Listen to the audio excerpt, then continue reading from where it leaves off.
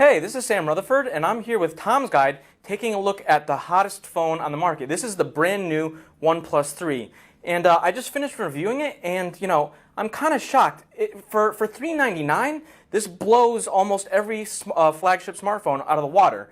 It's got a Qualcomm Snapdragon 820 CPU, 6 gigs of RAM, which is more than anything else you can get on a phone right now.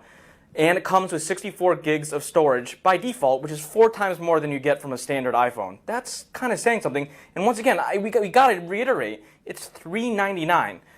That compares to a Galaxy S7, which is going to be $650, or S7 Edge is going to be $700, or something like Google's Nexus 6P, which is $500, still $100 more than this OnePlus 3. And for a phone this cheap, there's not a lot of compromises.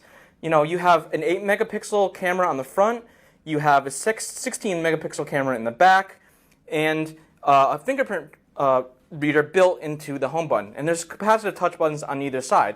So you're not lacking in any features, which is we really get back to the point where it's kind of shocking to see how nice of a phone you can get for just $400. And I've been playing around with it. There are a couple small weak points. Including low light photography that's looks a little bit dark compared to what you get on an S7, and the battery life is average, which is in our testing about 8.5 hours, which is still solid, but we're always looking for more. But to help combat that battery life, OnePlus includes its dash charging technology, which sends 4 amps of electricity over the USB-C connection on the bottom. And you can recharge up to 60% of the battery in just 30 minutes. And I tested it. It works every single time. Doesn't matter if it's just sitting by itself, you're watching a movie, you're gaming, you're going to get 60% in half an hour every single time. You do have to use the charger that comes with the box, though. So, if you're switching to one of your friend's cables, you might not get that same speed. But, I'm okay with that. And I think once again, for $400, I think everyone else will be too. Another thing that OnePlus improved on is the design.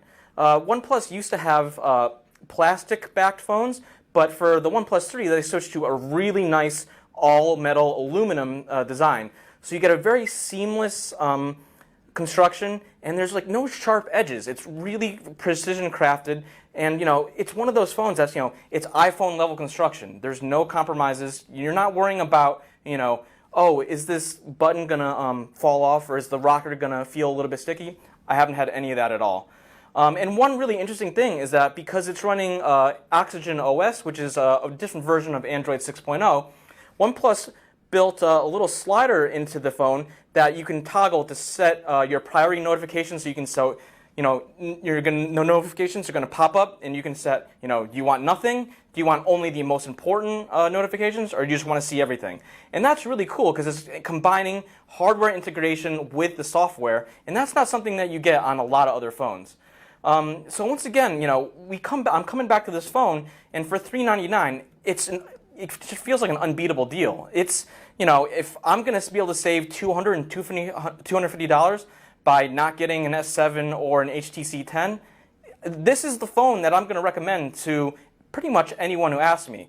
Now, I still think the S7 Edge is the best phone on the market, but like I said, this is the phone that I'm going to recommend. So for Tom's Guide, I'm Sam Rutherford, and we're here checking out the $399 OnePlus 3.